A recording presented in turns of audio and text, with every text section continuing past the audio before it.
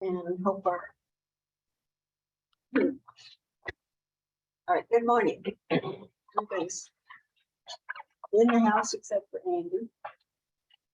And we will start with the minutes of May 10th. Seconded. All in favor? Okay, charter review update. As you recall, we've discussed the fact that the charters that we have for each of the committees are inconsistent in terms of their verbiage, and Andy and Jessica and I are working on that, and we should have revised drafts of each of the charters by the next governance committee meeting.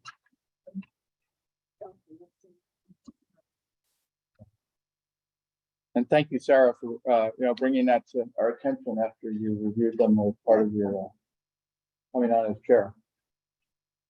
All right, appointments updates. I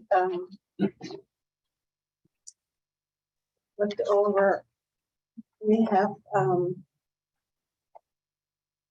Rachel Levine is the only one to assign to the committee that, except for our new people. And so audit and finance, we've got one vacancy on this committee. Loan committee, I haven't talked to Brian Stickles yet, but I'm suggesting he would move to audit and finance if he's willing, because he has to recuse himself so much. It's really not helpful at this point. And Anita, I also have to get in touch with because hasn't attended many meetings. Like, I don't know what's happening with her. And then workforce and education, are they still meeting or? Well, we had a meeting scheduled in August, but I think as we will discuss shortly with respect to the strategic planning update, I think the board needs to really define what our role should be with respect to workforce and education. Certainly, it's an important component of job creation, because you can create the job, but if you don't have a trained worker to take the job, it's an issue. I think we were taking a lead in that area, probably beyond what was appropriate, but at the time there was a gap in the whole workforce process while they were waiting to fill Maureen Boughton's job at the workforce board. I think we have to have a seat at the table, but and Jessica has been recommended to serve as our representative on the workforce investment board, and we anticipate that Matt Morrell, as chair of the board of supervisors, will appoint her at their September meeting. So I think we'll have a seat at the table on workforce, but not sure a workforce committee it was ad hoc initially, and it was to match our fourth pillar, but I'm not sure at this point if we have one, how active it should be. Okay. So we'll just make that one for note. Perhaps if we could work with you to have you send out an email to the full board, reminding them of what committees they're on, showing where we have openings, and asking anyone who doesn't have an assignment to get back to us, and then at the board meeting we could fill those positions in 2 weeks. And how many are not on any committee? Well, Cummings is just on executive committee. He doesn't have another committee, so he's only wanting to pick up another one. Rest of us have 2, and governance nominees 1, loan committee might be down 2. I met with Rachel Levine, and she'd be wonderful on loan. Yep. But she could also be on governance and nominating. She's go-getter. But I don't know if we want to have that as a more experienced committee. And then We can just like dump everything on these other people, right? The only way they'll learn. Is that a motion?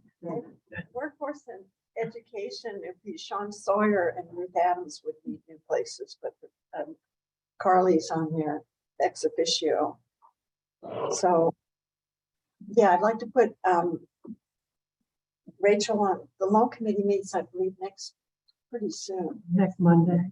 So if you're in favor of that, I would put them on the loan committee to get started, so we have somebody there. We need a motion for that, or just? Go ahead. I'll make a motion What's our that- charter say? Yes, Rachel, Okay, be on the- all in favor? Aye. All right. And it'll work on the others. All right, I would like to introduce Anand Palisar. Why don't you come join us at the table? How are y'all doing? I'm Sarah. And this is Tara. That's my Tara Gay, Jim Calvin, Jessica Gabriel, and Ken Leggett. Nice to meet you. And our attorney, Andy Howard, is on Zoom. Don't know if you know. Some new faces, some not. Yeah. Sarah. Oh, sorry.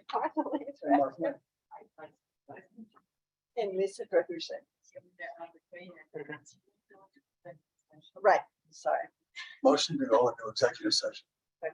All in favor? To, Turn the recording off. to discuss personnel making decision. I'd like to apologize to the committee. I'm making decisions for Tara and Ken for their committees. And I was just assigning people to their committees without asking you if you would like that person on your committee. Sarah, if I'd have objected, I would have spoken up. Okay. Okay, let's get that straight right here. You're doing fine so far. But I Certain do- prerogatives of the chair of this committee. I don't know if it's in the charter, Andy, of this committee, but probably that should be, the makeup of this committee would be the heads of the other committees on this, which is happening right now. You're on this committee.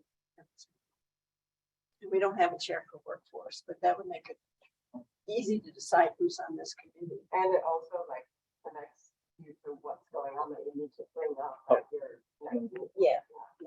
And you could always have one or two more, like we have on the executive committee, we have Rick Cummings as a, an officer. Right. And I think if we go down to our 4 committees, we have more people. So anyhow, And it eliminates people having to make a choice because if they're the chair of another committee, they're on this committee. puts everybody on more teams. Okay, moving on. Strategic planning update. Jessica and I have been discussing this and, she has a little, an update for you and, then we can discuss, how you want to schedule sessions. Yep, so working on putting together some information, sort of outlining what would be another session to look at your 2019 strategic plan. And then how do you want to move forward into like 2023 and go, and beyond. I think what we'll do is put together some draft materials to send to the board prior to an upcoming meeting. In prep of a conversation to start thinking about what are the priorities and the areas of focus going forward for 2023. Do the 4 pillars remain in place and just the tactics underneath be updated? So there's some decision points, I think, with how do you want to proceed? And I think when we look at some of the other areas county has asked us to focus on, how do we allocate various resources? We have the Columbia Forward initiative, which we're receiving $85,000 a year to support, with the balance going to the chamber. We understand that if this housing model that we've been discussing goes through, there would be another $65,000 to $75,000 a year under a contract that the county would provide us for 3 years from ARPA money. But we also have to look out as to when you have these, if you will, one-off contracts or grants, how do you plan the staffing so that when you get to the 4th year, you've replaced the revenue or you have to eliminate the staff. And I think that we want to do as part of the strategic plan, we've talked about doing a 3 to 5 year budget, so that it will motivate us in year 3 to get that next grant. And at the same time, not grow at a pace where if you're 50% grant funded and they all go out the same year, that everyone's standing looking at each other how to have continuity. I mean, it's possible. Just one item that, this housing thing could go under workforce, right? The Maybe it stays alive. but I think what we've done in the past is our hope is to have a packet out by the middle of next week, so you have it before the board meeting, which is 2 weeks from today, and we can have an initial discussion. I know the time commitment of all of you as volunteers is we're very sensitive to, in terms of having a special strategic planning session. But I think we probably should have one, and it probably should be off-site, perhaps the college, like we had previously. And I really think it's important that within the confines of the umbrella that we operate, that some of the guardrails and some of the specifics of what we do are board driven, not staff driven, for 2 reasons. One, I think there's greater accountability and also community acceptance if it's 17 people agreeing as to how we should operate. But more importantly, to the extent something becomes staff driven, I find boards advocate because they feel that it's being taken care of. And I think it's important to be able to be directed by a board within.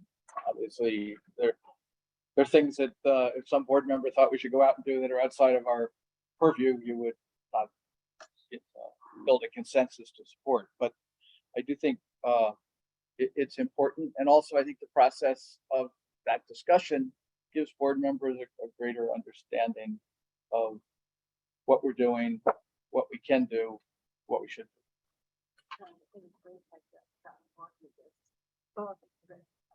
Fresh eyes on. Because I think we can only have the 4 pillars, so we'll just stay with that. and We could have a let's 3 pillar, Changes. we'd have a 3-legged stool pillars. But now we've got some big changes. coming. Well, Chairman Morrell said yesterday, are you happy you're at a point now where people are coming asking you to do things? And I always joke, my first year after he was chair, which was my 2nd year here, I said, how am I doing? And he said, well, a third of us liked you. When you came, a third of us liked you, a third of us didn't, and a third weren't sure. And the next year I said, how am I doing? He said, about the same, just different people. And this time he said, you're doing pretty good. So it's a reflection on everyone who works here, and it's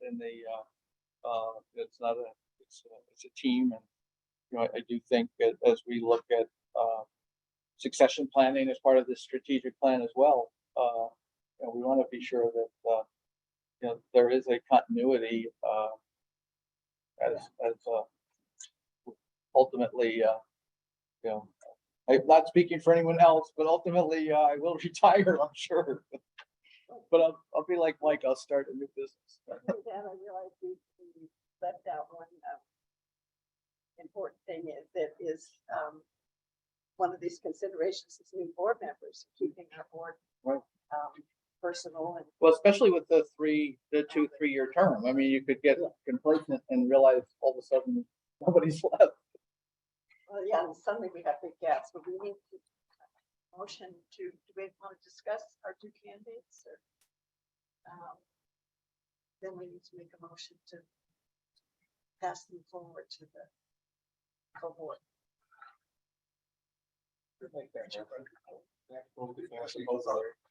Pass them on with our recommendation. All in favor? I think they both be great additions. I didn't realize all those things that Mike has done. Just never stops. And they're both of them. Yeah, I've never been. I'm moving next door to firehouse, the Which one? Greenport Firehouse. So I think for the first time, I'm gonna have to start. This one or BPAC? This one, Number But one, it's in the- number one's Yeah. firehouse. So, that'll be my first venture into fire. different job. Selling hot dogs would probably be my. That's my goal. You could organize the Halloween, scary house, right? They have one. Like firehouse has.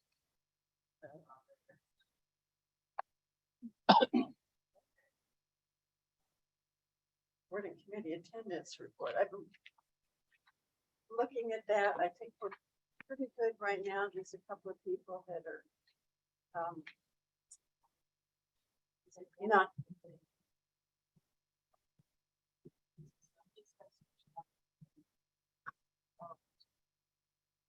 I'm confused by the Yes, well, I The finally first figured number it out. is the number there. You have me down to missing 5 to 6. No, Me it's, too. what you, I was reading up here, You have me down that I've missed 5 to 6 but meetings what this you year. meant is attended 5 out of 6. It says here, first Yeah. time it's gonna be missed. I actually felt the same way, but then But I I thought realized Dave was it's a 5 out of 6. I I think put it's down happy, the- haven't I? Four I know. meetings?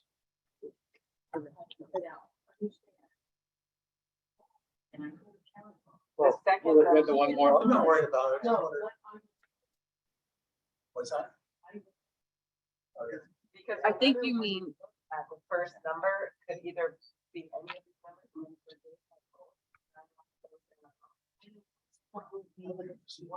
I definitely. Yeah, because what Lisa put together was we want to find out how many meetings have been missed, but what she actually put down here is how many we've actually attended. Well, I think it's still wrong. But we'll look at it and we'll look at the minutes. And I think it's been difficult when you have hybrid meetings because, you know, Mention names up, you want to talk about?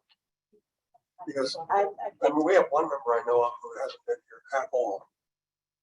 well, I think why don't we have the chair of the board and the chair of the committee review that. I think that's what the bylaws say that, We'll do that.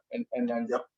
it'll be obvious to the rest of us who you're talking to, but without getting into at a public meeting. public here, but we are aware of certain ones of those. And I also believe that Derek Rout wasn't a formal resignation, but I believe he's resigned. Oh, yes? Well, he wrote that, he wrote us a letter, but it was kind of big. I haven't seen it. Yeah, when you forward it. Months ago. I never saw it. Oh. Okay. Well, good thing we're interviewing people. All right, I'll follow up on that one too. Okay, so we are at Saratoga Economic Development person. But since 2013, Saratoga Economic Development Corporation, which is a similar entity to CEDC, has taken the position that it is not a public authority and therefore not subject to the oversight of the New York State Authority Budget Office. They have had several litigations relating to this, and on July 26th, in the role of acting Supreme Court Justice, our local county judge here in Columbia County ruled that it's SEDC is a privately run job attraction organization which is not subject to financial oversight by the Authority Budget Office. This, as I said, debate began 14 years ago when the state determined the nonprofit group was a local authority under state law. The state entity had argued that the services provided to the county and the Industrial Development Agency extended beyond what was permitted under county law. The judge ruled that there is inadequate evidence to suggest that SEDC is affiliated with any local government. they have arm's length service contracts. They're paid for services provided. And when you read through this, you could take the position that SEDC or that CEDC could follow the same path. Andy and I have discussed this and reviewed the case. I think it's subject to appeal, certainly, and it's subject to the progressive members of the New York State Legislature who are critical of organizations like ours, as well as IDAs, to amend the statute. So, and have us still report to the ABO. So my recommendation in my discussions with Andy was, let's watch this. If this all quiets down and becomes practice, we should take advantage of it. But I don't want to be the one that says we're we're not responsible. You can't oversee us anymore. And a month later, they get authority to do it, and we're remembered as the outlier. Andy, how does that respond to our? No, I agree, because I mean, clearly it's going to be taken up on appeal.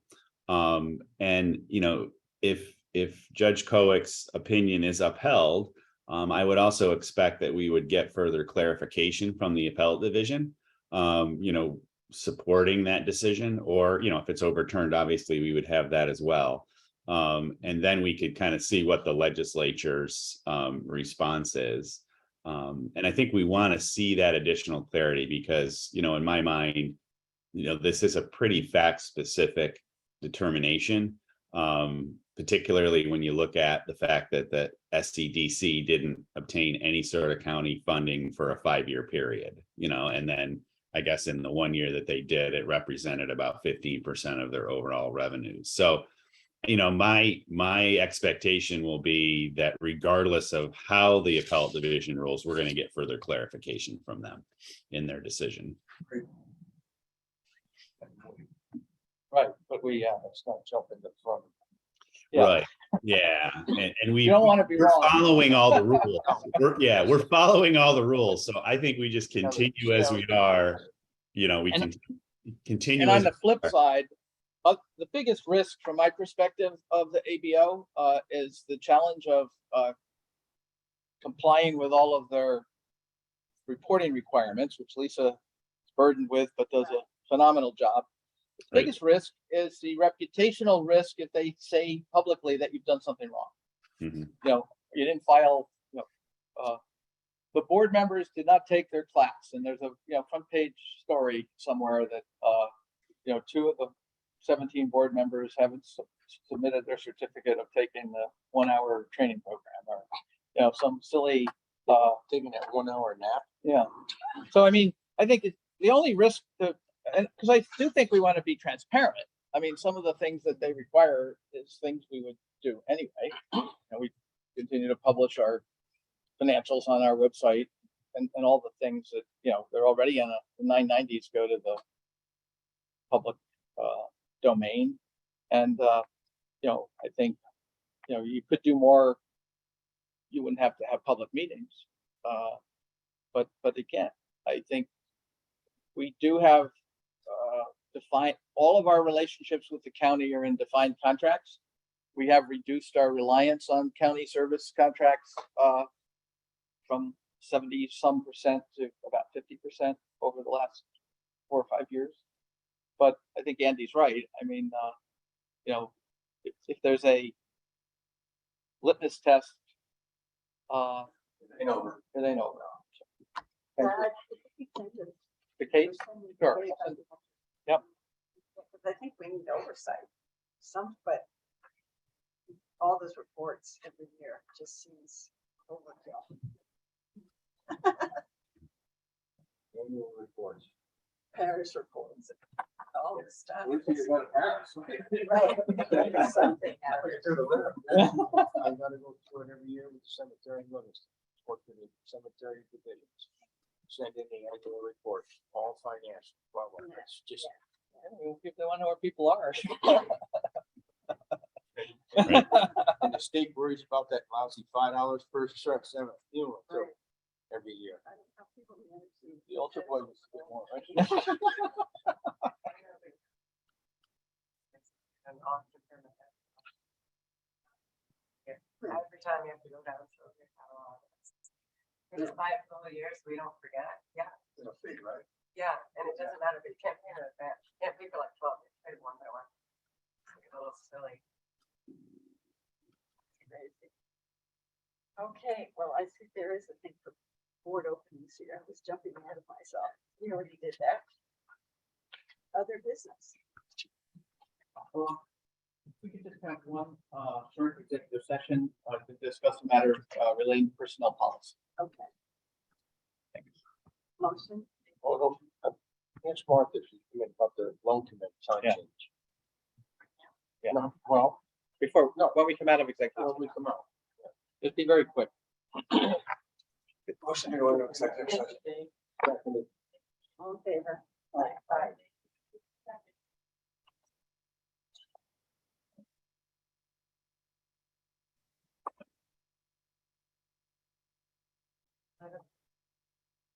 Like you shown.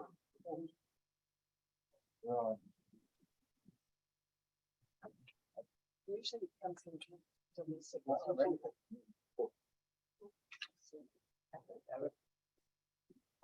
Okay,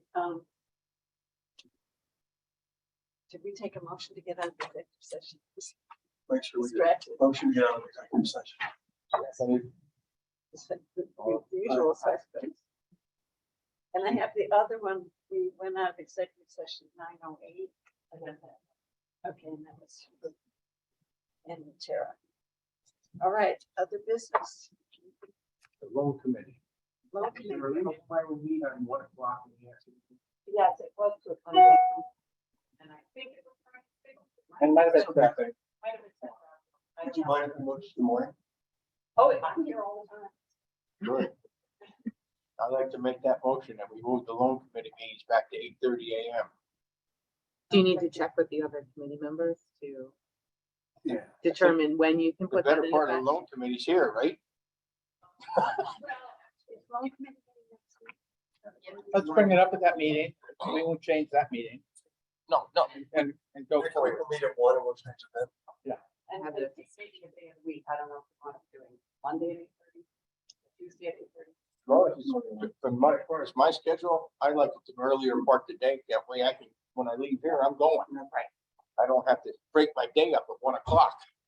Okay, meet next week at 1. Yes, that's fine.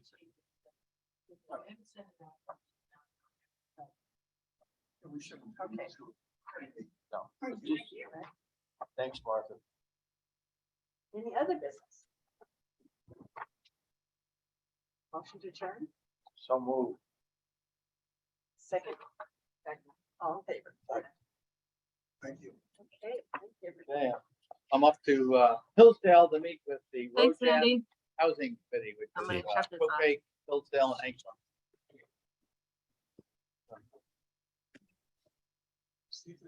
These are doing low income housing.